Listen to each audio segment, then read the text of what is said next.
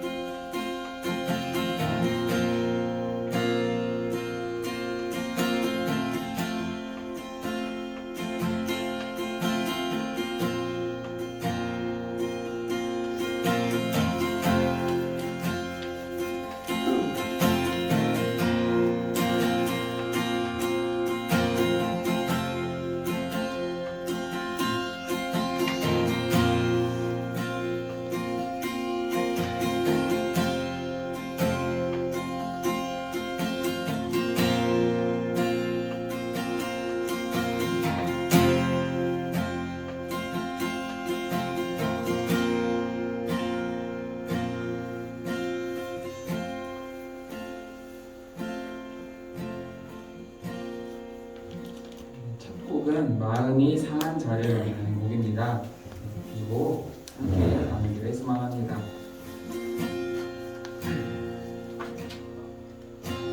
마음이 상한 자를 고치시는 주님, 하늘의 아버지 날 주관하소서. 주의 길로 인도하사 자유케 하소서. 새 일을 행하사 은혜 하소서.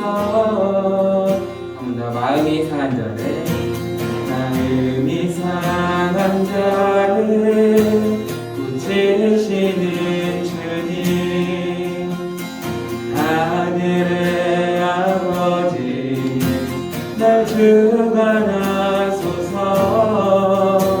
주의 길로 인도하사 자유케 하소서. 새 일을 행하사 은혜 하소서. 의에 줄이고 목이 마르니 성령의 기름 부으소서. 의에 줄이고 목이 마르니 내 잔을 채워주소서. 한 번 더. 마음이 상한 자를, 마음이 상한 자를 고치시는 주님, 하늘의 아버지 날 주관하소서. 주의 길로 인도하사 자유케 하소서. 새 일을 행하사 은혜 하소서. 의에 줄이고 목이 마르니 성령의 기름 부으소서. 의에 줄이고 목이 마르니 내 잔을 채워주소서. 이 자리입니다. 성령으로 채우사, 성령으로 채우사 주 오게 하소서. 주의 임재 속에 은혜 알게 하소서. 주 뜻대로 살아가리 세상 끝날까지. 나를 믿으시고 새날 열어주소서. 의에 주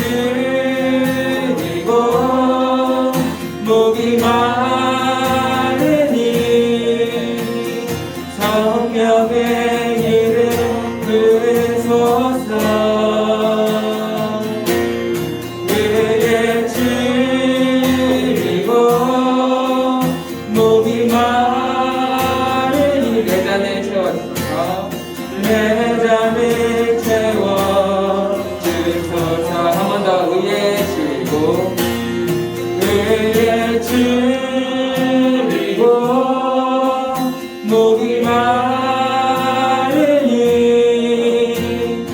생명의 기름 부으소서 의에 줄이고 목이 마르니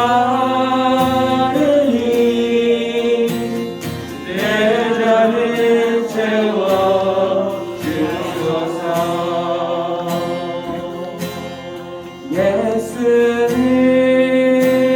예수는 우리를 깨끗게 하시는 주시니 그의 피 우리를 눈보다 어리게 하셨네 한 번 더 예수는 우리를 예수는 우리를 깨끗게 하시는 주시니 그의 피 우리를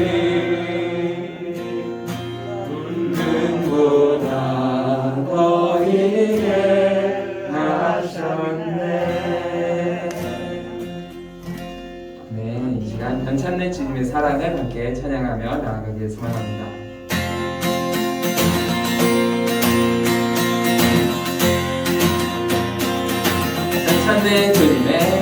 변찮는 주님의 사랑과 거룩한 보혈의 공로를 우리 다 찬양을 합시다.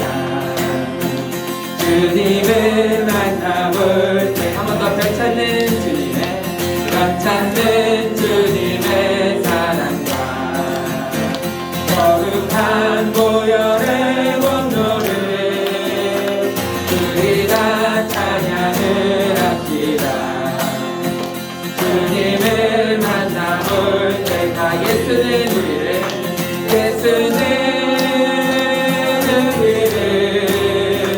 깨끗게 하시는 주시니 그의 피 우리를 눈보다 어리게 우리를 깨끗게 하시네 영원한 생명의 머리띠 생명의 구원을 하나님 찬양을 감사드립니다. 주님의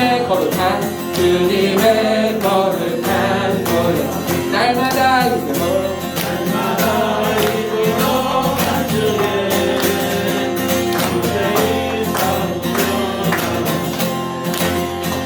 천국에 들어갈 때가 예수는 우리를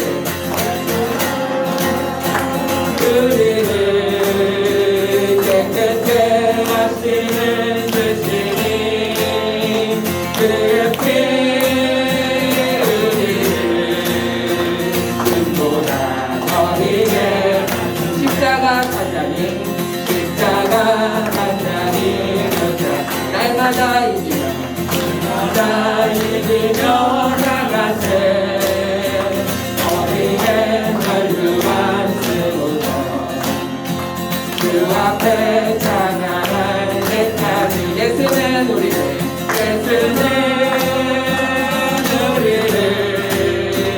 깨끗게 하시는 주시니 그의 피 우리를 눈보다 어리게 예수는 우리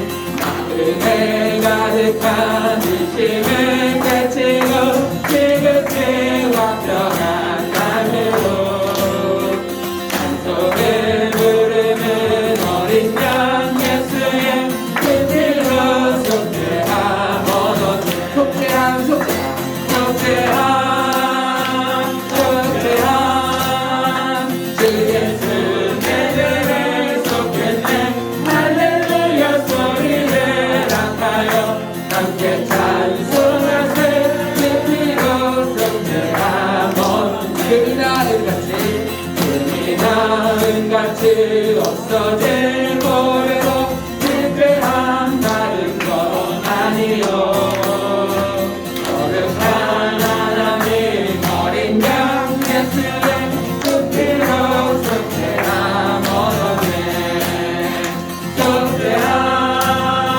속죄함 그 예수 내 죄를 속했네 할렐루야 소리를 아까요 함께 찬송하세 깊이로 속죄함 얻은 속죄함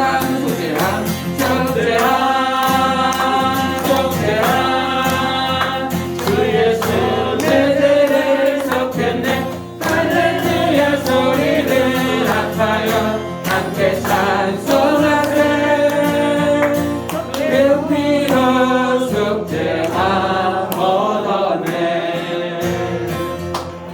아멘.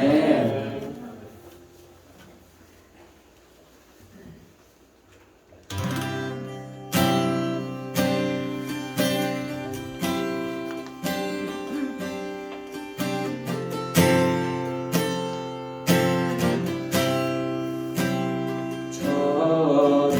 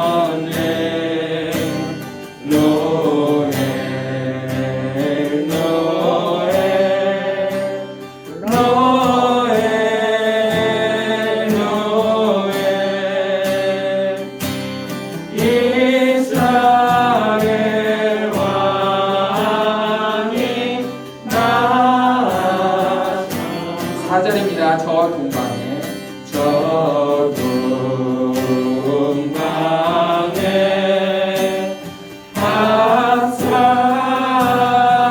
박사들이 새아기 보고 전하고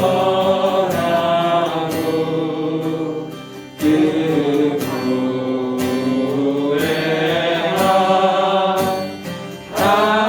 하여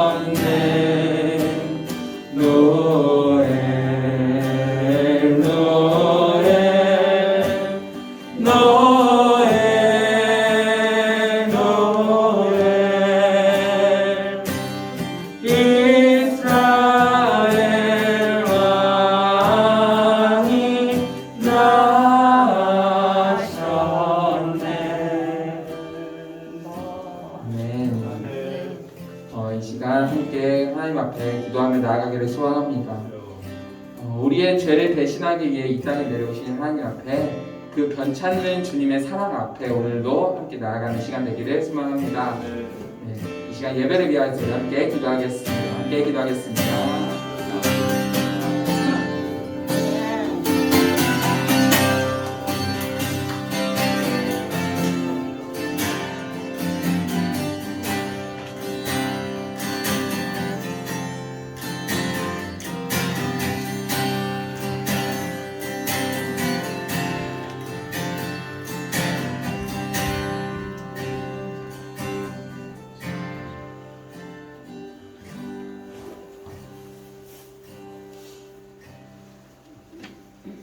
우리 주 예수 그리스도의 은혜와 하나님의 사랑과 성령의 교통하심이 여러분과 함께 하시기를 축복합니다. 시간 다같이 사도신경으로 신앙 고백하겠습니다. 전능하사 천지를 만드신 하나님 아버지를 내가 믿사오며 그 외아들 우리 주 예수 그리스도를 믿사오니 이는 성령으로 잉태하사 동정녀 마리아에게 나시고 본디오 빌라도에게 고난을 받으사 십자가에 못 박혀 죽으시고 장사한 지 사흘 만에 죽은 자 가운데서 다시 살아나시며 하늘에 오르사 전능하신 하나님 우편에 앉아 계시다가 죄로서 산 자와 죽은 자를 심판하러 오시리라. 성령을 믿사오며 거룩한 공예와 성도가 서로탄 것과 죄를 사하여 주신 것과 몸이 다시 사는 것과 영원히 사는 것을 믿사옵나이다. 아멘. 524장 찬송 부르시면서 준비하신 예물을 하나님께 드리겠습니다.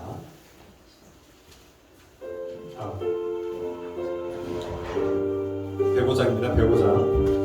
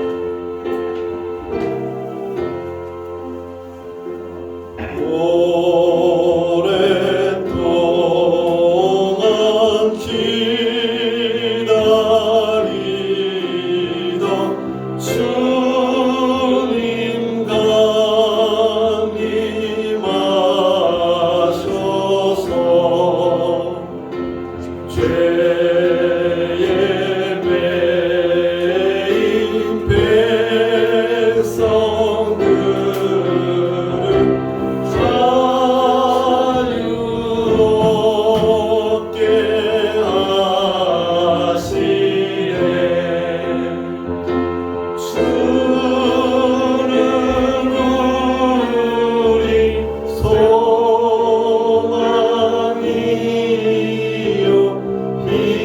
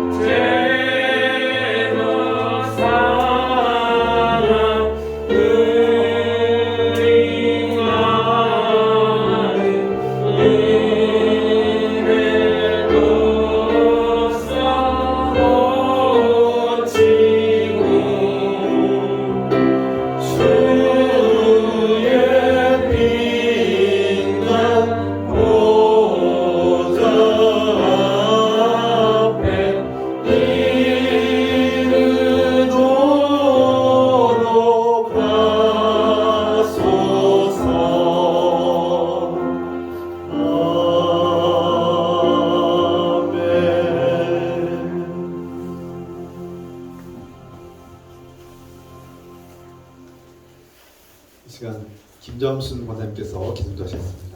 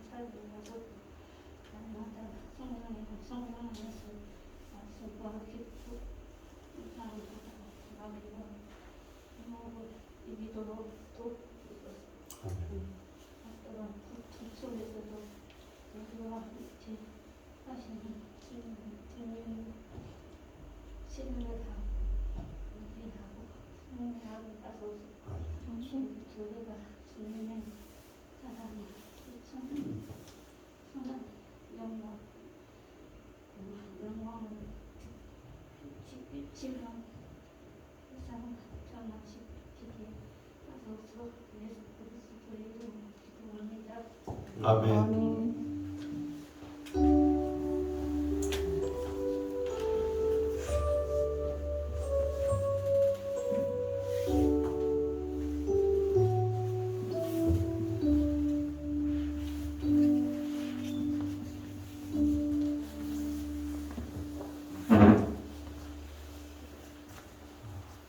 주의 이름으로 환영을 축복합니다. 우리 서로 인사 나눕시다. 주의 이름으로 환영을 축복합니다. 사랑합니다. 사랑합니다. 반갑습니다. 건강한 모습으로 이렇게 마주 수 있어서 감사하고 기쁩니다. 몇 가지 교회 소식을 전하겠습니다.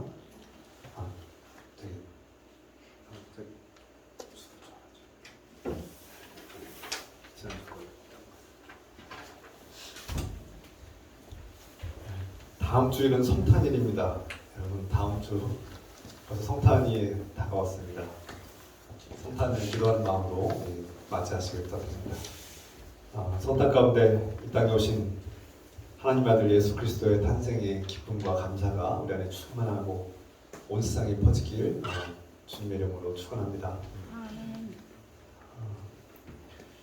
생일 축하가 제가 생일 축하를 좀 늦었습니다. 늦게나마 생일 축하를 합니다. 우리 김동경 성도님 양력으로 하시죠? 12월에 양력으로, 음력으로는 1월이시고요. 그렇죠? 음력으로 하시나요? 그러면 다음에 박인균 형제님 그리고 한하경 청년 성도님 이렇게 해서 잠깐 우리 찬양합시다. 당신은 하나님의 언약 안에 있는 그의 통로와 함께 찬양합시다.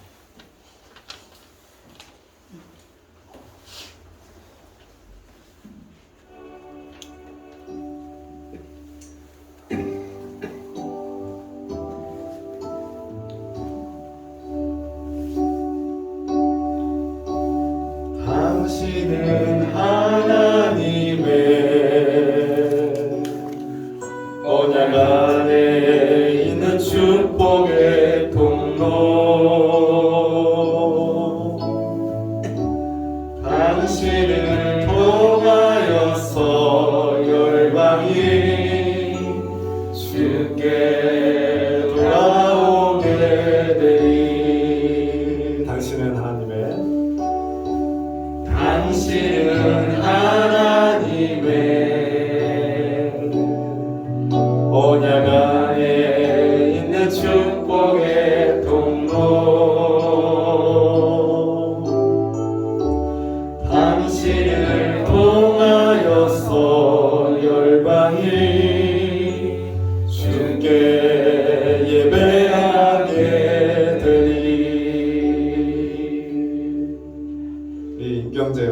하경 자매 생일 축하하고 축복합니다.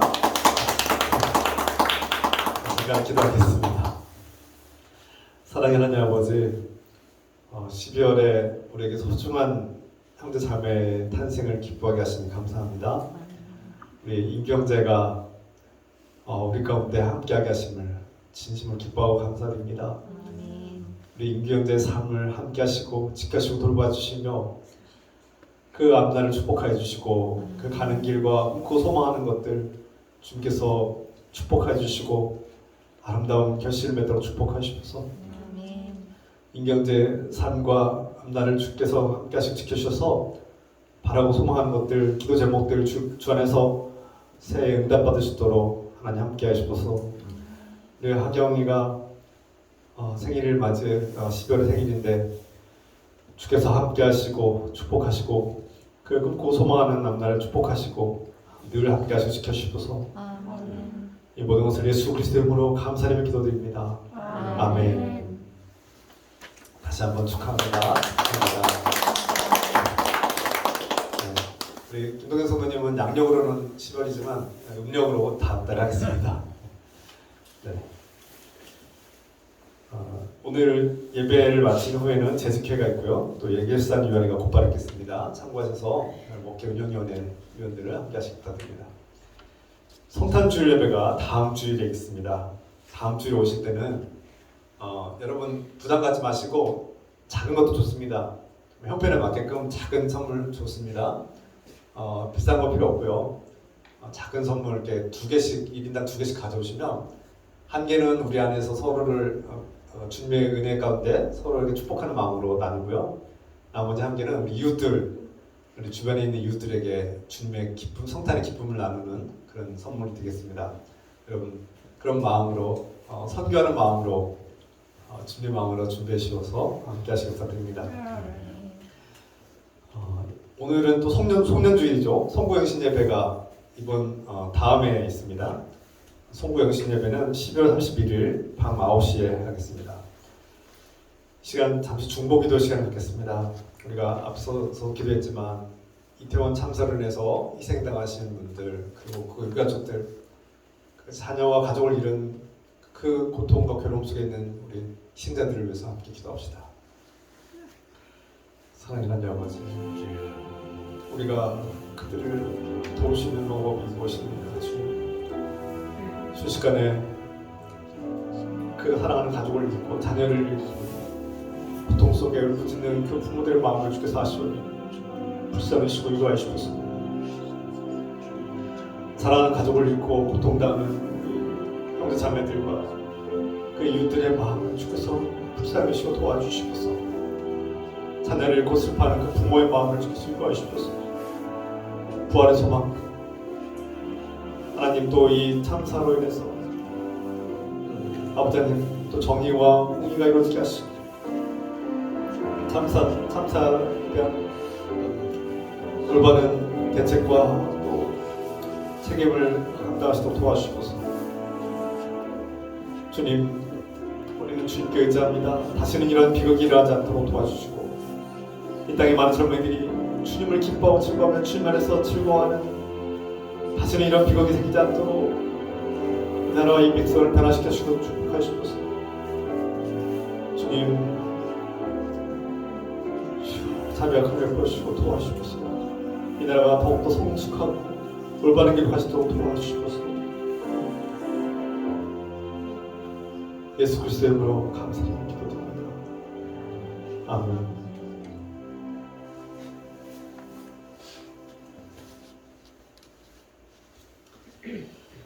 여러분,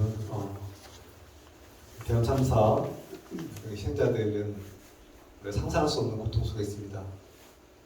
정치적으로 뭐 여든 야든 좌든 우든 상관없습니다. 우리 이웃들의 그 아픈 고통을 나누는 그런 우리 그리스도인들의 삶이 되기를 소망합니다. 이 시간 하나님의 말씀 우리가 함께 보겠습니다.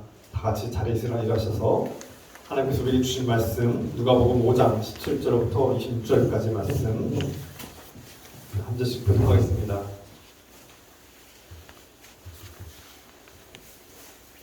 하루는 가르치실 때에 갈릴리의 각 마을과 유대와 예루살렘에서 온 바리새인과 율법 교사들이 앉았는데 병을 고치는 주의 능력이 예수와 함께 하더라. 한 중병자를 사람들이 침상에 메고 와서 예수 앞에 들여놓고자 하였으나 무리 때문에 메고 들어갈 길을 얻지 못한지라.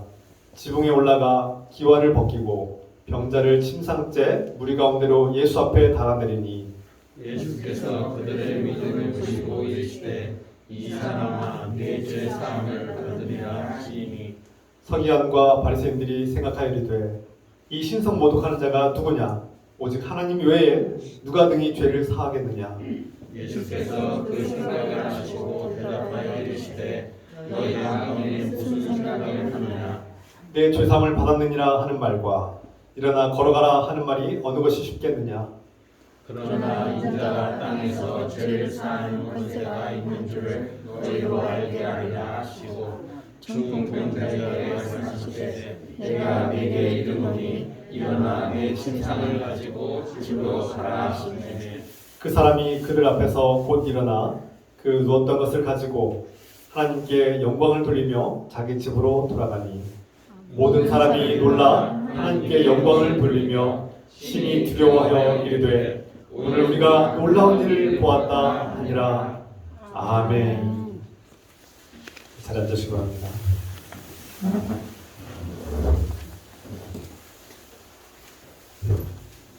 어느 화가가 있었습니다. 그는 꿈속에서 정말 상상하지도 못한 위대하고 아름다운 눈부신 나무를 보았습니다. 그리고 꿈을 깬 후에는 그 찬란하고 아름다운 나무를 그림으로 그리고 싶었습니다. 그런데 오랜 세월 동안 노력을 했지만 이 화가는 그 꿈속에 본 아름답고 그 찬란하게 빛나는 그 나무를 제대로 그리지 못하고 그냥 나무 줄기 몇 개 그러다가 결국 멈추고 말았습니다. 세월이 지나도록 그 나무를 그리는 일은 지지부진했고 실망스러웠습니다. 그런데 갑자기 화가가 죽게 되었습니다. 화가가 죽으면서 자기가 평생 동안 살면서 그 자신이 꿈꾸고 소망했던 그 나무를 그리고 싶었는데 결국 완수하지 못하고 제대로 그리지 못하고 인생을 마감한 것이 너무나 아쉽고 또 후회로 안타까움을 남았습니다. 이 화가가 이제 죽은 후에 하나님 앞에 나아가는데 놀랍게도 그 가는 도중에 그 하나님 나라에서 그 자신이 꿈꾸고 소망하던 그 찬란하게 빛나는 아름다운 나무를 보게 되었습니다. 그래서 그 화가는 자신이 살면서 평생도록 보고 싶어도 보지 못했던 다시는 보지 못할 것 같았던 그 나무를 하나님 나라에서 보면서 기쁨과 감격으로 가득 찼습니다. 이 이야기는 팀 켈러 목사님의 책 중에 나오는 예화인데요. 이 이야기를 하는 이유는 우리가 이 세상을 살면서 정말 간절하게 꿈꾸고 소망하는 것들이 제대로 이루어지지 않아서 실망하고 마음이 어려워질 때가 있습니다. 도무지 이 세상에서는 그 꿈과 소망이 이루어지지 않을 것 같아서 낙심할 때가 있고 괴로울 때가 있죠. 그래서 삶이 허망과 아쉬움으로 남을 때가 있습니다. 그런데 하나님께서는 우리가 간절하게 소망하고 간절하게 바라는 그 소망과 희망 그리고 갈망을 아시고 그것을 완성해 주시는 분이심을 우리에게 보여주고 있습니다. 우리 하나님은, 우리 주님은 우리가 간절히 바라는 것들을 아시고 때가 되면 반드시 성취해 주시고 완성시켜 주시는 분임을 우리에게 가르쳐주고 있습니다. 하나님 나라의 특징은 우리 안에 이미 성취되었다고 제가 여러 번 말씀드렸죠. 하나님 나라는 죽은 다음에 가는 것이 아닙니다. 그런데 이 이야기를 하는 이유는 하나님의 때가 우리는 과거, 현재, 미래로 가는 일의 시간의 흐름 속에 있지만 하나님의 때는 오히려 미래에 있는 것이 오히려 오늘날에 우리 가운데 역으로 오는 희망이 되는 것이죠. 그러니까 하나님의 시간은 우리와 다르게 흐르고 있습니다.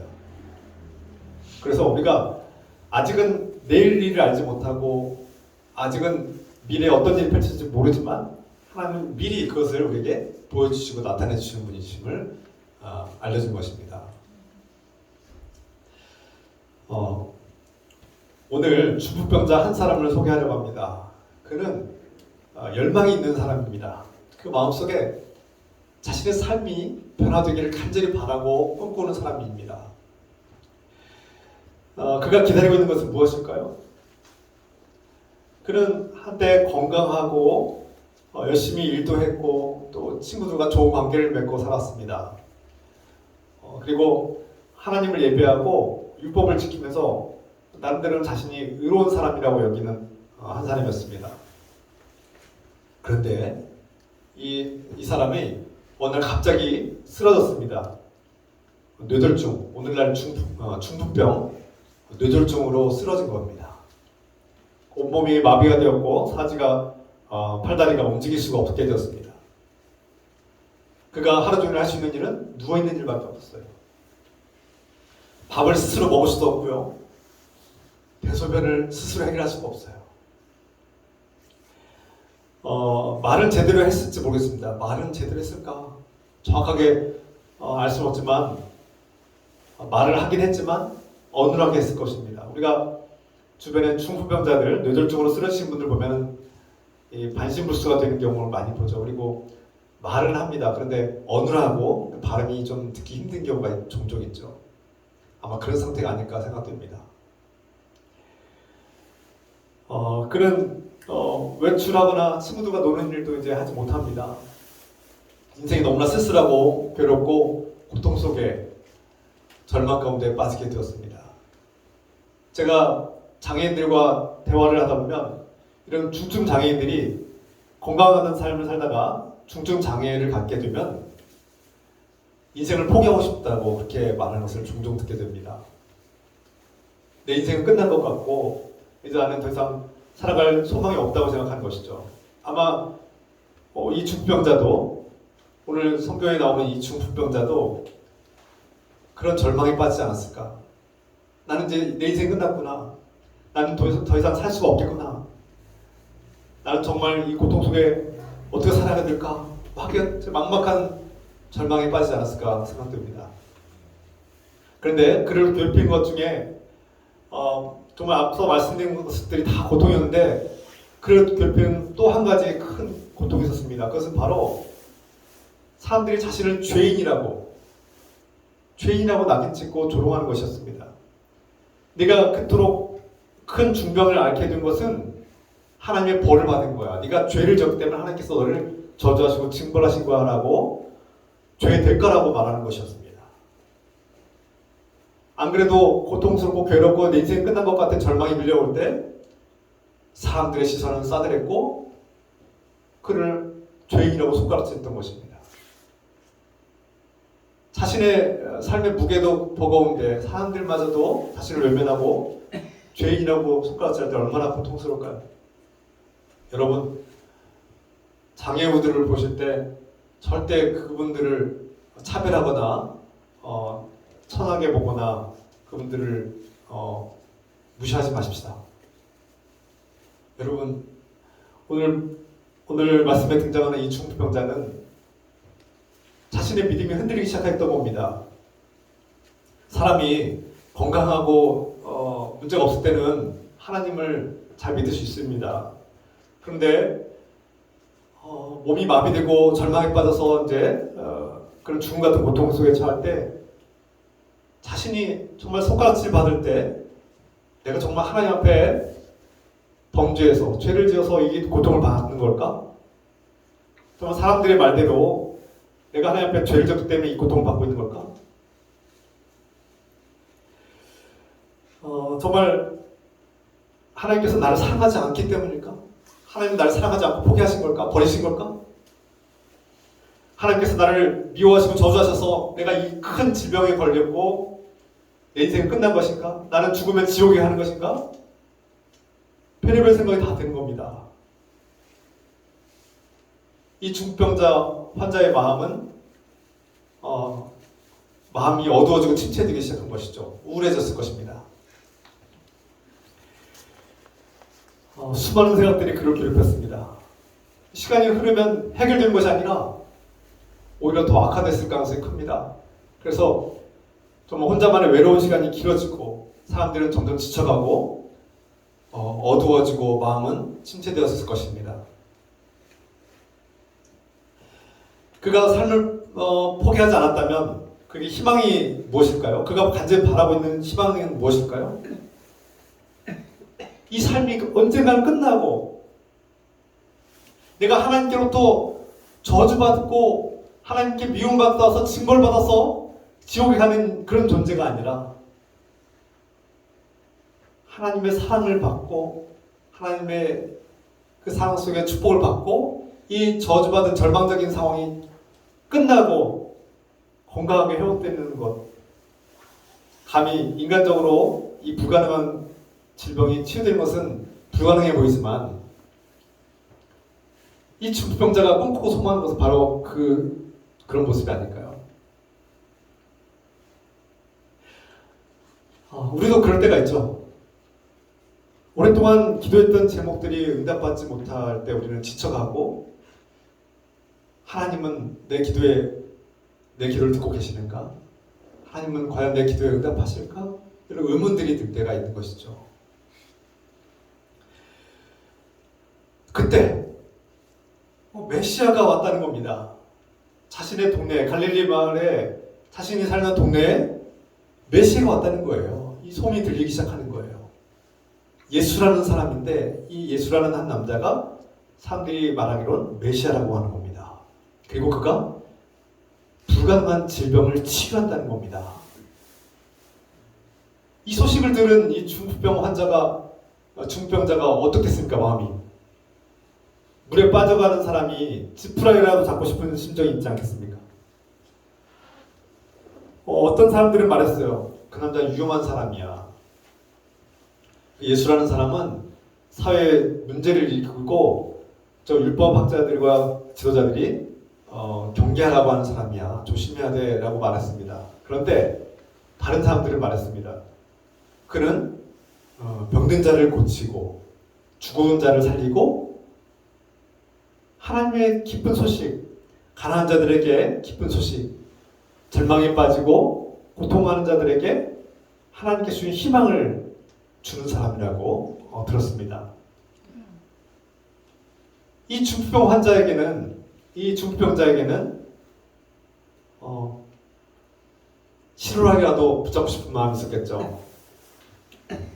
사실인지 보고 싶었을 것입니다. 예수님을 만나고 싶었겠죠. 되든 안 되든 한번 만나봐야지 않겠습니까? 사람들이 하는 소문의 말이 진짜인지 아닌지 직접 경험해봐야지 않겠습니까?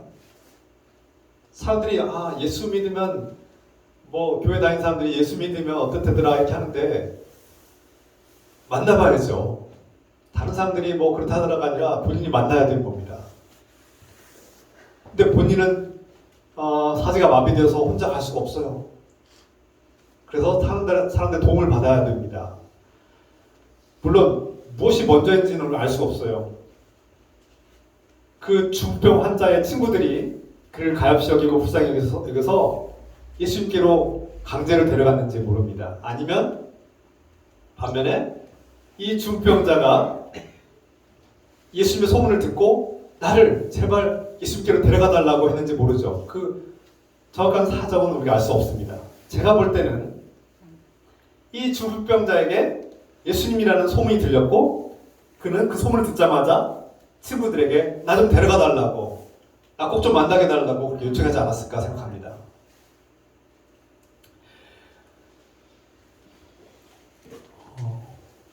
다시는 놓쳐서는 안 될 절호의 기회였던 것이죠. 그의 상황을 안타깝게 여기던 친구들이 그를 도와줬습니다. 그 들것에 침상째로 그 중병자를 들고 예수님께로 가는 거죠. 그런데 예수님 앞에 너무나 많은 사람들이 무리가 모여 있어서 도무지 이 환자를 들고서 뚫고 갈 수가 없는 거예요. 수많은 사람들이 예수님의 말씀을 듣고 싶어하고 또 예수님의 능력을, 치유의 능력을 받고 싶은 사람들이 줄 서 있지 않겠습니까? 에워싸지 않겠습니까? 그러자 이 중병자 환자와 친구들이 생각해낸 기발한 아이디어가 있었어요. 기필코 이 기회를 놓치지 않으려고 생각한 끝에 그들은 지붕을 뚫고 줄에 매달든지 여러 가지 방법을 써서 예수님을 만나게 해야 되겠다. 물론 오늘날 우리가 생각하는 이런 지붕이 아닙니다. 이스라엘의 건축 구조상 지붕은 마당 겸 또 사람들이 올라갈 수 있는 그런 구조가 되어 있는데요. 거기서 그 환자를 내려서 예수님을 직접 만나게 한 겁니다. 여러분, 이런 열정이 필요하죠. 예수님을 직접 만나게 하려면 지붕을 뚫는 이런 기발하고 창의적인 아이디어와 열정이 필요합니다.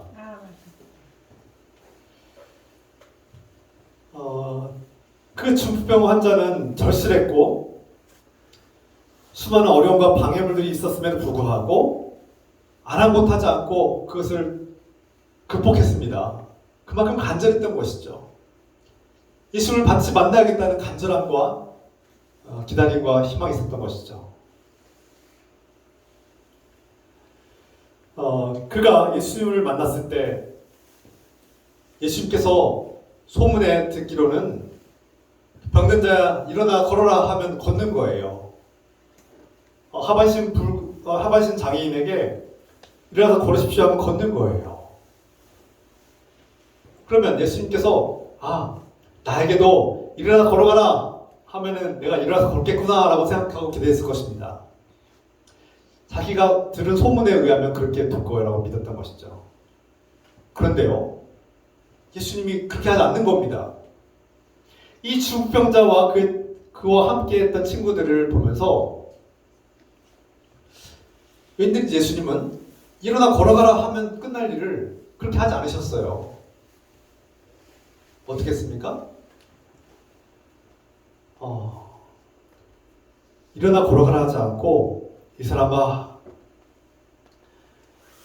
내 죄사함을 받았느니라 이렇게 말씀하신 거예요.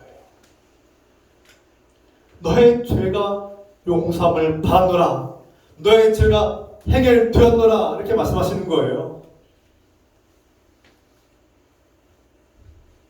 앞에서 말씀드린 것처럼 일어나 걸어가라 하면 되는 일을 일어나 걸어가라 한마디만 하면 됐을 일인데 앞에서 다른 사람들에게 그렇게 했는데 왜 이 중풍병자에게는 이 죄의 문제를 접근하셨을까?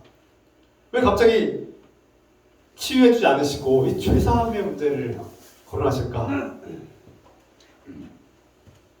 사람들이 반응이 술렁술렁합니다. 반응이 좋지 않아요. 많은 사람들이 예수님이 병자들을 낫게 해준 것처럼 이 중풍병자도 낫게 해주시겠지 기대했어요. 그런데 죄의 문제를 언급하니까 사람들이 술렁이기 시작했어요. 아니, 저 사람이 누군데 도대체 죄의 문제를 해결한단 말인가?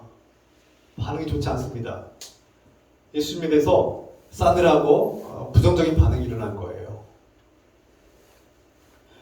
당시의 이스라엘 백성들은 보편적으로 이 죄의 문제는 오직 하나님만이 해결할 수 있는데 마지막 때가 되면은 하나님이 죄인과 의인을 가르시고 의인들은 하나님께서 복을 주시고 죄인들은 멸망시키시는 하나님. 그래서 마지막 때, 종말의 때에 하나님께서 심판하시고 이 죄의 문제가 해결될 거라고 본 겁니다. 그리고 율법을 잘 지키면 율법을 잘 지킨 사람들에게는 하나님의 의롭다함을 칭함받고 구원받을 거라고 믿었던 것이죠. 반면에 이 병자들은 죄 때문에 고통을 당하는 거기 때문에 죄의 결과이기 때문에 구원받지 못하는 사람들로 취급받았습니다. 오직 하나님만이 마지막 때에 해결해 주시는 이 죄의 문제를 예수님이라고 불리는 그 남자가 와서 이 중병자 그냥 고쳐주면 되는데 치유의 능력이 있나 보다. 하나님의 능력으로 치유하는 은사가 있나 보다 하고 끝나면 될 텐데 죄의 문제를 접근하고 죄의 문제를 해결하시다고 하니까 사람들이 신성모독 아니야? 하나님의 권능을 좀 침해한 거야. 사람들이 생각할 때 감히 어떻게 사람이 이 죄의 문제를 해결할 수 있지?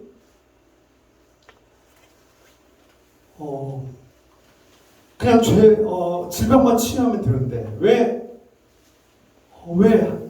저 예수라는 사람은 죄의 문제를 저렇게 해결한다고 할까? 사람들이 웅성거리기 시작한 겁니다. 예수님은 단순히 그 질병, 그 중풍병이라는 뇌졸중이라는 질병만 치유하고 끝나시는 것이 아니었던 것이죠. 그게 목적이 아니었어요. 예수님은 이 중풍병 환자의 마음을, 그 영혼을 보기 시작한 겁니다. 예수님은 하나님의 권위를 가지고 하나님께서 이 땅에 오셔서 백성들에게 하시는 것처럼 행하신 거죠. 그래서 우리는 예수님을 통해서 하나님이 우리를 어떻게 대하시는지를 보고 있는 겁니다. 우리는 하나님을 볼 수가 없어요. 만날 수가 없어요. 그런데 이 땅에 육신으로 오신 예수님을 통해서 하나님을 보고 하나님의 음성을 듣고 하나님이 우리를 어떻게 사랑하시는지 그 모습을 보고 있는 거예요. 그래서 우리가 예수님을 보지 않으면 하나님을 만날 수가 없고 하나님을 느낄 수가 없는 거예요. 알 수가 없는 거예요.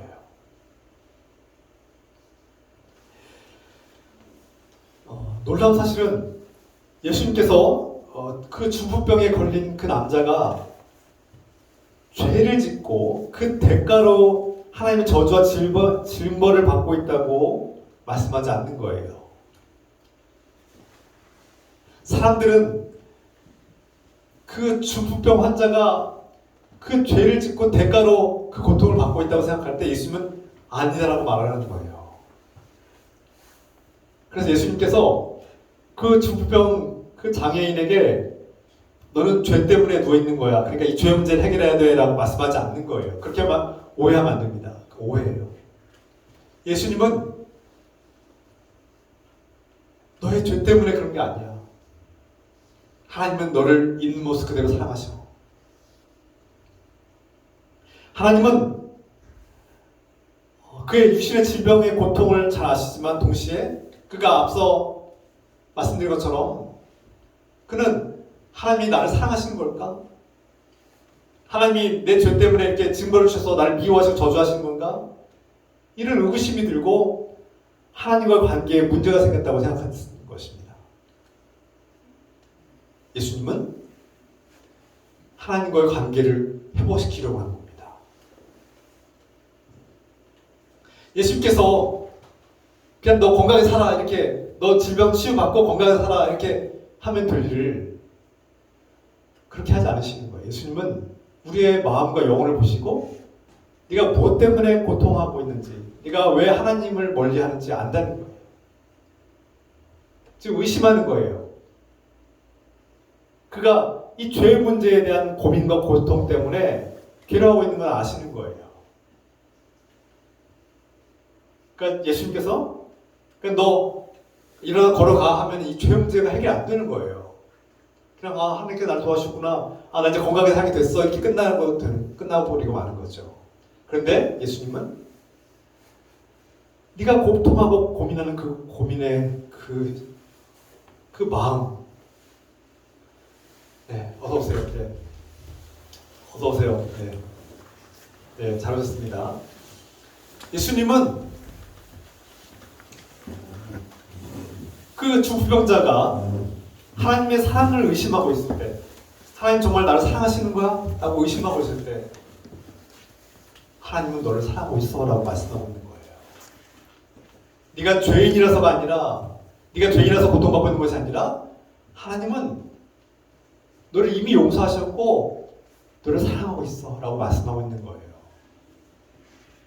제가 어떤 사회복지 강의를 하나 듣고 있는데 그 사회복지사가 장애인들의 인권에 대해서 얘기하면서 이런 얘기를 하더라고요. 자기가 볼 때 많은 종교들이 장애인들을 차별한다는 거예요. 이 사회에 차별 요소들이 많이 있는데 종교도 차별한다. 불교, 기독교 다 차별하는데 기독교도 차별한다. 왜 그러냐?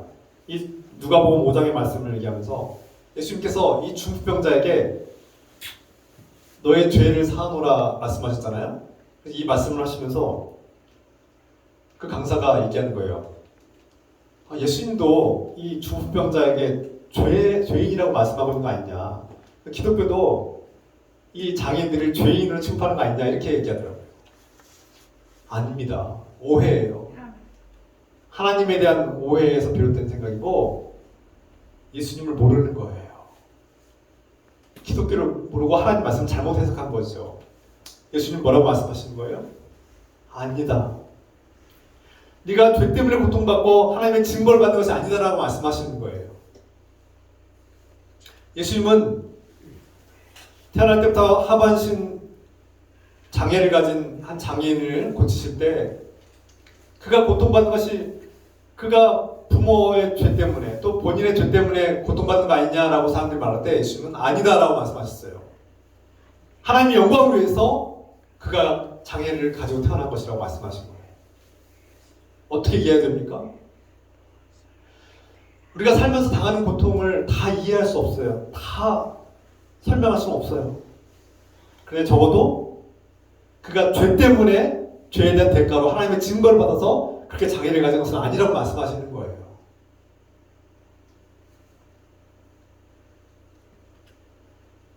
지금 우리가 회복해야 될 것은 가장 먼저 하나님과의 관계를 회복해야 되는 겁니다.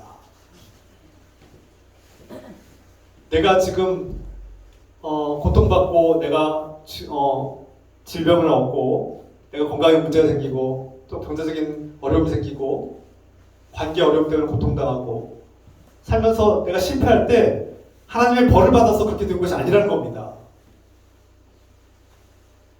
그 원인을 정확하게 설명하지 못하실지라도 하나님 예수님께서 우리에게 원하시는 것은 먼저 하나님과의 관계를 회복하라는 겁니다. 하나님은 네가 잘하든 못하든 있는 모습 그대로를 사랑하시고 있는 모습 그대로를 받아주신다는 거, 조건 없이 받아주신다는 겁니다. 그래서 예수님께서 이 중풍병자에게 너의 죄를 사하노라라고 말씀하신 것은 그가 죄인이기 때문에 고통받고 죄인이기 때문에 하나님의 미움을 받아서 저주를 받아서 그렇게 된 것이 아니라고 말씀하시는 거예요. 그러니까 문자 그대로만 잘못 오해하면 예수님의 마음을 오해하겠죠. 예수님은 그가 죄에 대한 생각, 하나님과 관계에 문제가 생긴 것을 아시고 하나님은 너를 여전히 사랑하시고 비록 네가 고통당하지만 하나님은 너의 고통을 아파하시고 괴로워하신다고 하나님은 함께 아파하시고 있다는 것을 알려주는 겁니다.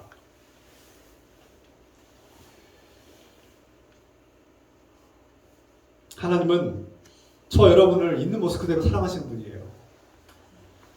이 땅에 오신 예수님은 바로 그것을 우리에게 보여주고 있는 겁니다. 예수님은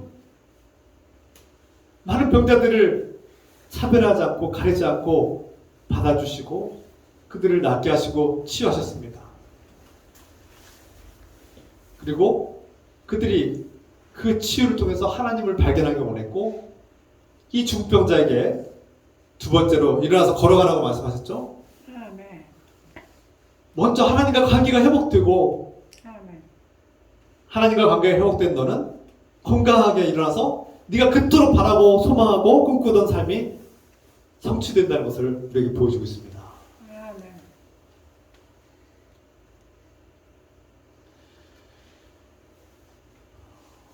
예수님은 병자가 가지고 있는 잘못된 생각, 잘못된 믿음, 그 하나님을 향해서 가지고 있던 오해들을 풀어주시는 거예요. 하나님 말씀에 대한 잘못된 지식들을 해결해 주시고 하나님과 관계를 회복시켜주고 있습니다. 그래서 예수님은 하나님과 우리의 중재자가 되셨어요. 성경 말씀처럼 예수 그리스도가 우리의 화목제가 되었다. 하나님과 우리가 원수가 되었는데 우리가 하나님을 대적하고 원수가 되어서 도무지 하나님과 하나가 될 수 없는 관계가 되었는데 예수 그리스도가 우리의 중재자가 되셔서 이제는 우리가 하나님을 아버지라고 부르고 하나님께 직접 나아갈 수 있고 그 하나님의 무궁무진한 축복과 사랑을 받을 수 있는 사랑받는 아들과 딸이 되고 백성이 된 겁니다.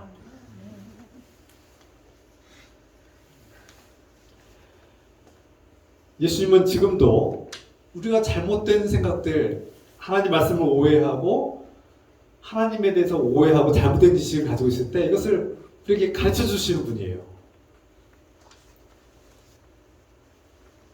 하나님 나라에 대해서 우리가 오해할 때가 많죠. 하나님 나라는 죽으면 가는 나라. 내가 적당히 큰 죄가 없으면 그냥 죽으면 가는 나라 정도로 생각하는 경우가 많습니다. 내가 큰 범죄, 살인죄에 안 저지르고 이게 적당히 다른 사람들처럼 살았으니까 나도 죽으면 하나님 나라 갈 거야 라고 생각하시는 분들이 너무 많아요. 과연 그럴까요? 그런 것이 하나님 나라입니까? 성경에서 예수님께서 가르치시는 하나님 나라는 그런 것이 아니에요. 예수님은 우리가 그 하나님 나라에 대한 오해를 해결하라고 말씀하고 있는 거예요.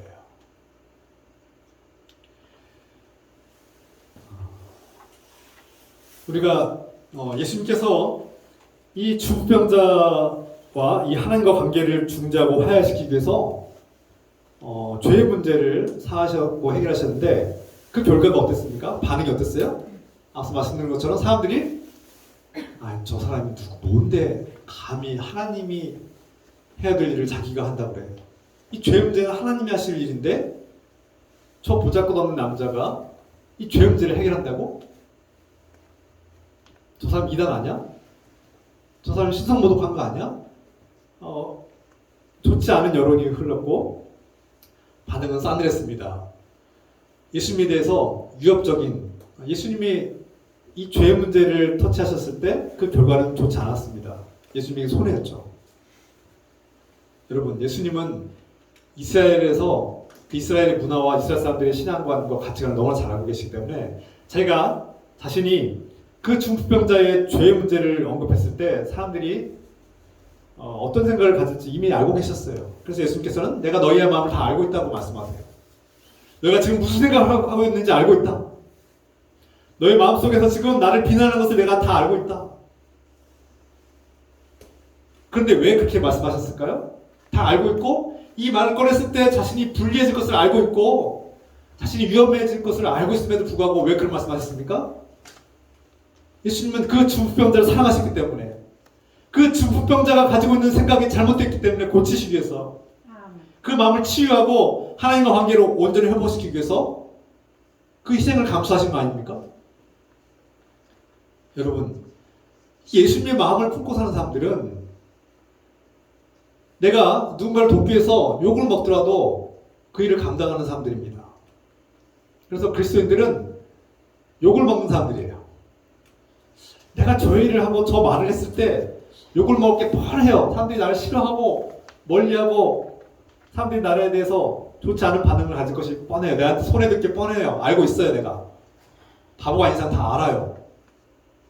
근데도 불구하고 그 말을 하고 누가 도울 때 비난을 받을지언정 그것을 감수할 때 그것은 바로 예수님의 마음을 품기 때문입니다. 제가 이태원 참사 이야기를 하고 이태원 참사를 위해서 기도하고 이태원 참사의 희생자들과 가족들을 위해서 기도할 때 기독교인들인데 하나님 믿는 그리스도인들에도 불구하고 비난하는 사람도 있어요. 제가 차마 여기서 감히 언급할 수는 없는데 또 오늘 주제에서 벗어날까 봐 감히 언급하지 못하겠지만 정치적으로 자기와 색깔이 좀 다르다고 해서 비난하고 욕하고 저주하는 사람들이 있어요. 하나님의 뜻과 하나님의 말씀과 하나님의 마음과는 전혀 상관없이 그 사람이 그리스도인이든 목사든 자기 형제 자매든 상관없이 무조건 자기가 정치적 색깔이 다르면 비난하는 사람들이 있어요. 얼마나 어리석은 사람들입니까? 예수님도 손가락질하는 사람들이에요. 자신이 예수를 믿는다고 하지만 예수님을 모르고 잘못 알고 있는 거예요. 예수님을 너무나 오해하고 있는 거예요. 자기의 정치적인 우상숭배가 예수님을 이겨버린 것이죠. 하나님이 누군지도 모르고 하나님이 어떤 분인지도 모르고 자기 가치관과 정치적인 색깔이 좀 다르면 무조건 비난하고 욕하는 사람도 있어요. 그럼에도 불구하고 제가 그런 비난을 알면서도 불구하고 이태원 참사 희생자들을 위해서 기도하자고 그 가족들을 위해서 기도하자고 할 때 물론 여러분 중에도 그런 생각을 가지신 분들이 가면 있을 수 있습니다. 그럼에도 불구하고 하는 이유는 무엇입니까? 그 유언과 그 비난을 감수하면서도 하는 것은 예수님의 마음이기 때문에 그런 거예요. 예수의 마음을 품으면 욕 먹는 거예요. 비난을 감수하는 거예요. 다시 본문으로 돌아가겠습니다. 그 중풍병 환자는 예수님은 치유의 능력을 가지시니 일어나 걸어가라고 하면 해결될 것이라고 기대했을 것입니다. 그런데 예수님은 그의 죄 문제를 해결해 주신 분이었던 거죠. 오늘날 많은 사람들이 변화를 갈망합니다. 질병의 문제 때문에, 가난과 경제적인 문제 때문에, 또 관계의 문제 때문에 고통받는 사람들이 있어요. 부부간에 지금 이혼의 위기에 도무지 사이가 나아지지 않고 관계가 해결되지 않는 분들, 부모 자녀 간의 관계가 해결되지 않아서 원수처럼 지내는 사람들이 있어요. 사랑해도 부족하는데, 사랑하고 서로 축복해도 부족한데 서로 얼굴도 보지 않고 대화도 하지 않고 원수처럼 지내는 가족들이 너무나 많습니다.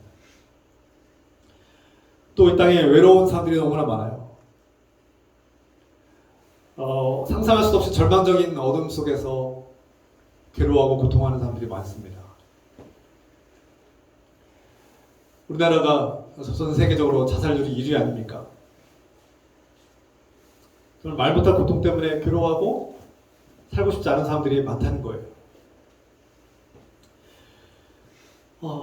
그리고 하나님을 안다고 하면서도 이 죄 문제가 해결되지 않고 하나님과 관계에 문제가 있는 사람들이 의외로 많다는 겁니다. 수십 년 동안 교회를 다니고 신앙생활을 했지만 여전히 하나님과 관계에 문제가 있는 사람들이 있다는 거예요.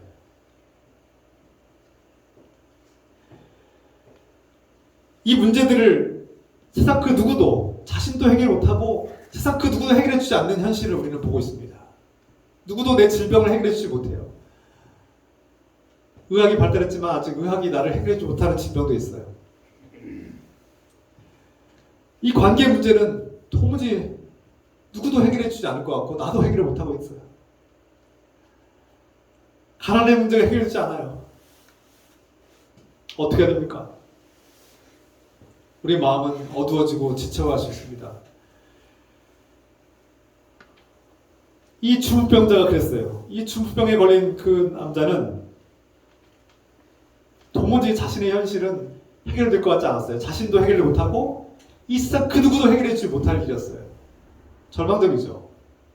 도무지 희망이 보이지 않아요. 그런데 이 중풍병자에게 놀라운 변화가 일어나지 않았습니까? 바로 예수 그리스도를 만나고 나서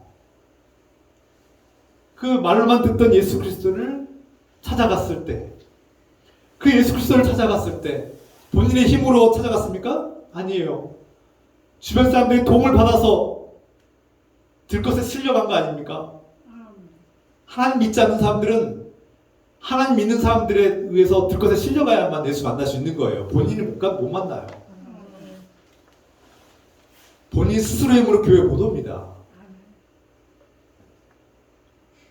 그렇게 마비되어 있기 때문에, 하나님과의 관계 문제가 있기 때문에 스스로 해결 못해요. 우리 도움이 필요합니다. 여러분들이 들어줘야 돼요. 혼자 아니라 여러 명이서 들어야 됩니다. 혼자서 못 들어요. 다 함께 팀원들이 힘을 모아야만 될 수 있고, 또 장애물이 많아요. 한 사람을 예수님께로 데려오려면 앞에 사람들이 에워싸 있으니까 못 들어가요. 그냥 포기해버리면 돼요. 됐어, 근데 못해. 포기하는 거 쉽죠. 안 돼요. 목사님 안 돼요. 내가 해봤는데 안 돼요. 안 되죠. 혼자서 어떻게 들고 와요? 안 되죠. 많은 사람들 도움이 필요하고요. 기발한 창의적인 아이디어가 필요해요. 지붕을 뚫고 들어와야 돼요. 장애물들이 많아요. 안 돼요. 포기하는 거 쉽죠. 그런데 했어요. 간절함과 그 간절함 때문에 창의적인 기발한 아이디어가 생각났고 지붕을 뚫고서라도 예수께 데려오지 않습니까? 그리고 예수 그리스도를 만난 그 중풍병자는 그 절망적인 현실이 변화가 됐어요. 스스로도 또 누구도 해결하지 못할 그 절망의 상황이 완전히 변화되어서 평생 그 침상에 누워있어야만 하던 그가 다른 사람들의 도움을 받아야만 했던 그가 이제는 일어나서 예수 그리스도를 만나고 일어나서 자신의 실려 다녔던 그 문제의 침상을 들고 이제는 자기 손으로 직접 들고 가볍게 돌아가는 거 아닙니까? 자신을 들고 끌고 다니던 그 침상을 이제는 자기가 들고 가는 것입니다. 그게 예수 그리스도를 만난 기쁨이에요. 예수 만난다고 다 부자가 되고 예수 만난다고 다 모든 문제가 해결된 건 아닙니다. 그러나 우리 인생을 질질 끌고 다니던 그 침상을 내 인생을 꼼짝 못하게 하던 그 침상이 이제는 내가 들고 갈 수 있는 존재가 된 거예요. 그게 변화입니다. 내 평생 나를 짓누르던 그 문제, 내 침상의 그 문제가 이제 나 스스로 들고 일어날 수 있는 내가 들고 가는 짐이 된 거예요. 예수님은 우리의 문제를 없애줄 것이 아니라 우리가 그 문제를 해결할 수 있도록 돕는 분이시죠. 그 문제를 들고 짊어지고 갈 수 있는 힘을 주시는 분이에요.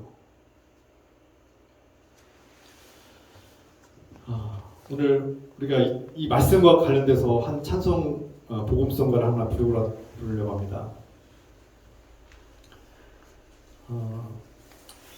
복음성가 중에 나라는 곡이 있습니다. 나 가진 재물 없으나 나 남이 가진 지식 없으나 나 남에게 있는 건강이 있지 않으나 나 남이 없는 것 있으니 나 가진 재물 없으나 나 가진 지식 없으나 나 남에게 있는 건강이 있지 않으나 나 남이 없는 것 있다. 바로 예수 그리스도. 이 찬양 함께 합시다. 우리 찬양 함께 하겠습니다.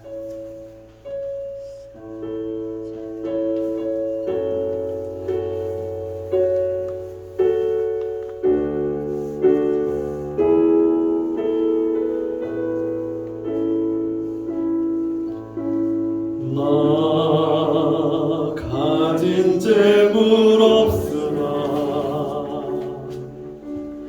나 남이 가진 지식 없으나 나 남에게 있는 건강이 있지 않으나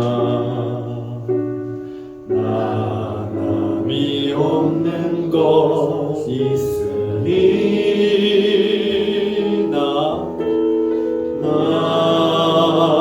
가진 재물 없으나 나 남이 가진 지식 없으나 나 남에게 있는 건강이 있지 않으나 나 남이 없는 것 있으니 나 남이 못 본 것을 보았고 나 남이 듣지 못한 음성 들었고 나 남이 받지 못한 사랑 받았고 나 남이 모르는 것 깨달았네.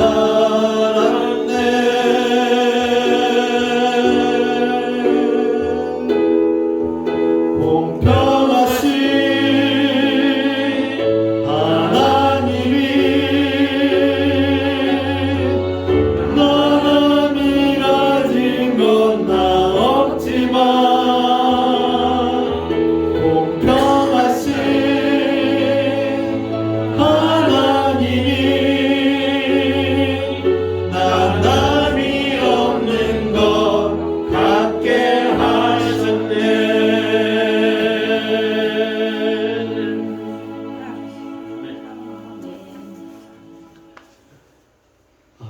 이 곡을 지으신 분은 손명희 시인이신데 이분은 중증 장애인이세요. 온몸이 마비되고 이렇게 말도 제대로 할 수 없는 그런 분입니다. 이분이 이 곡을 지은 거 아닙니까? 삶이 절망적이고 희망이 보이지 않을 때 예수 그리스도를 만난 거예요.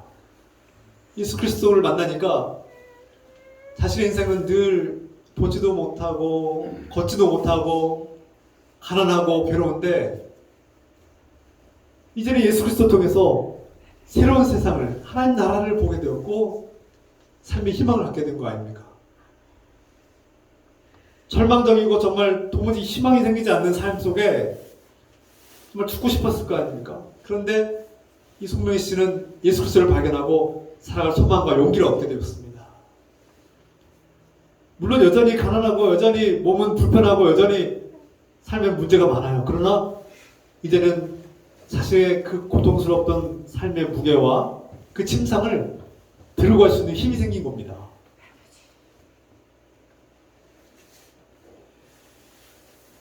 앞서 말씀드린 그 화가는 평생토록 자신이 꿈꾸고 소망하는 그 나무를 그리지 못하고 죽게 되었어요. 후회와 회한과 안타까움이 남았죠. 허망함이 남았습니다. 인생이 참 그렇게 허망해요. 우리가 꿈꾸고 소망하는 것들이 다 이루어지지 못하는 삶입니다. 그런데 그 화가는 하나님께서 그것을 완성시키시고 성취하시는 분임을 발견했습니다. 송명희 씨는 인생의 절망적인 상황 속에서 예수 그리스도를 만나고 그는 사랑을 용기와 힘을 얻었죠. 오늘 중풍병자는 늘 침상에 누워서 꼼짝하지 못하고 그 침상에 들려서 움직여야만 했던 존재이지만 삶이 절망적이고 고통 속에 있었지만 예수 그리스도를 만나고 변화되었습니다. 이제는 삶이 희망이 되었고 예수 그리스도를 통해서 일어나서 걸어갈 용기와 힘이 생겼습니다.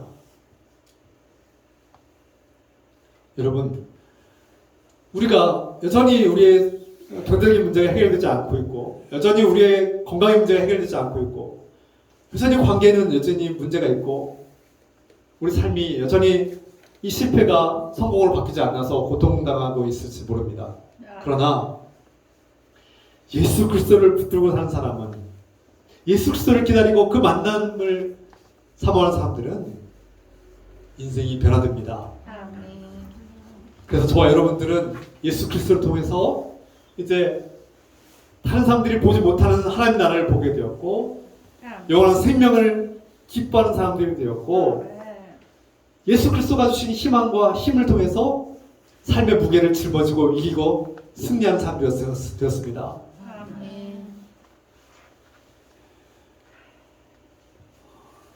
저는 여전히 매일 매 순간 주님을 기다리며 삽니다. 주님께서 저와 함께 하시길 기도하고 임재해 주시기를 갈망하면서 삽니다. 그런데 때로는 하나님의 사랑과 은혜가 느껴지지 않을 때도 있어요. 내 삶이 변화가 되지 않을 때, 내 삶이 여전히 문제가 가득할 때, 가득해 보일 때 하나님이 도무지 응답해주지 않는 것 같이 느껴질 때도 있습니다. 그래서 하나님이 과연 나를 사랑하신 것이 맞나? 하나님께서 나를 복주시고 인도하신 것이 맞나? 하나님 도대체 나를 어떻게 사용하시려고 부르신 걸까? 이런 생각들이 들 때가 있어요. 그런데 하나님께서 저에게 항상 기도할 때마다 주시는 응답이 있습니다. 이 세상의 삶이 전부가 아니다. 하나님 나라를 소망하라고 말씀하십니다. 그리고 이미 그 하나님 나라는 너에게 임했다는 겁니다. 내가 너와 함께한다. 하나님께서 함께하는 삶, 하나님께서 통치하시고 우리를 인도하는 삶이 그 자체가 벌써 하나님 나라 시작됐다는 거예요. 펼쳐지고 있다는 겁니다. 하나님께서 있는 모습 그대로를 내가 기뻐하고 받아준다고 말씀하십니다. 그게 하나님 나라예요.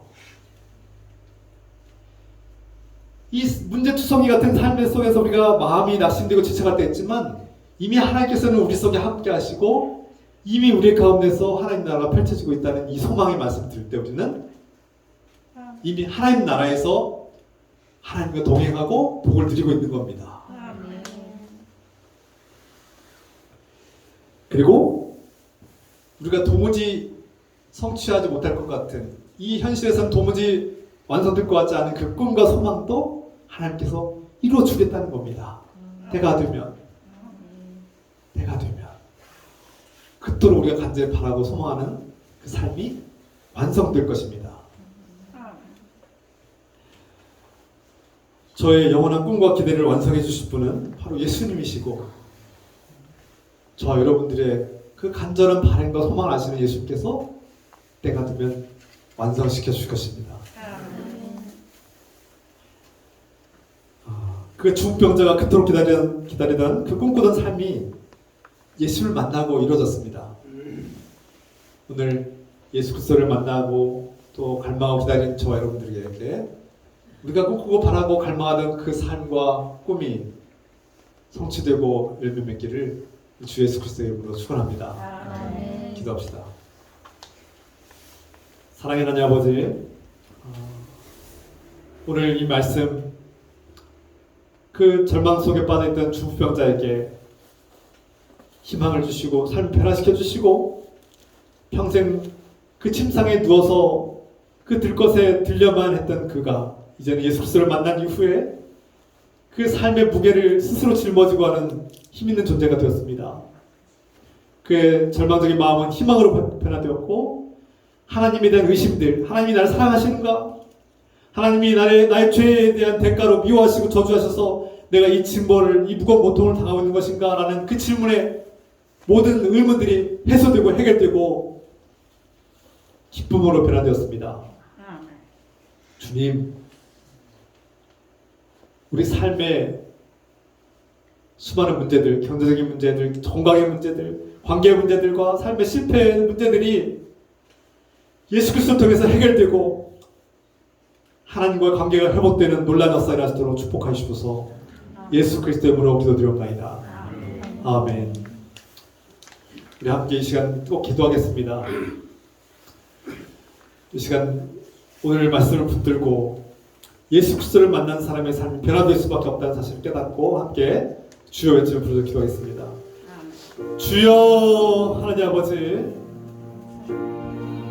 주여 하나님 아버지,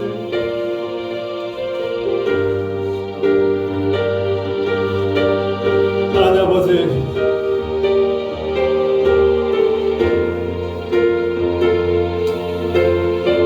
주님, 그 절망적인 상황에서 중병자가 도무지 살고 싶지 않은 그 상황 속에서 예수님은 그 중병자를 만나셨습니다. 주님, 사람들은 그 중병자에게 너는 죄인이야, 네가 하나님의 저주를 받아서 그 죄의 대가로 그렇게 무거운 고통을 당하고 있는 거야 라고 말하는데 예수님은 그렇지 않다고 말씀하셨습니다.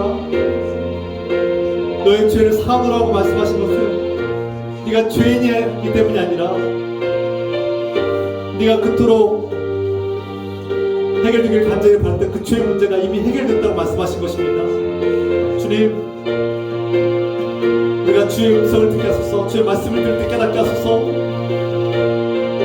하나님을 잘못 알고 있고 하나님을 오해했던 것들 용서해 주시고 하나님의 말씀들을 잘못 이해했던 것들을 용서해 주시고 깨닫게 하시며, 주님, 이미 내가 너를 용서했노라, 나는 너를 있는 모습 그대로 사랑하노라, 나는 너의 삶이 변화되길 원하노라, 네가 그토록 꿈꾸고 소망하는 삶이 이루어질 것이다 라고 우리에게 약속해 주셨습니다. 때가 되면 네가 그토록 꿈꾸고 소망하는 삶이 펼쳐지게 될 것이다 라고 말씀하십니다. 주님, 주님, 주님, 우리가 무엇을 갈망하시는지 아시는 주님께서 우리의 갈망을 다 이루어주시고 소망 가운데 우리의 소망과 우리의 간절한 바람을 완성하시고 성취하시는 분임을 믿습니다. 주님, 주님, 이 땅에 지쳐있는 영혼들, 이 땅에 도무지 하나님의 사랑을, 하나님의 축복을 느끼지 못하고 지쳐있는 영혼들을 불쌍히 도우시며 예수 그리스도를 만나게 하시고 예수 그리스도를 만나며 예수 그리스도를 통해서 희망을 발견하게 하시고 그 절망적인 삶이 희망과 기쁨으로 변화되게 축복하여 주셔서 주님, 우리 삶을 변화시켜 주셔서 우리 삶을 변화시켜 주셔서 우리의 꿈꾸고 소망하는 삶이 성취되게 하여 주시옵소서. 주님,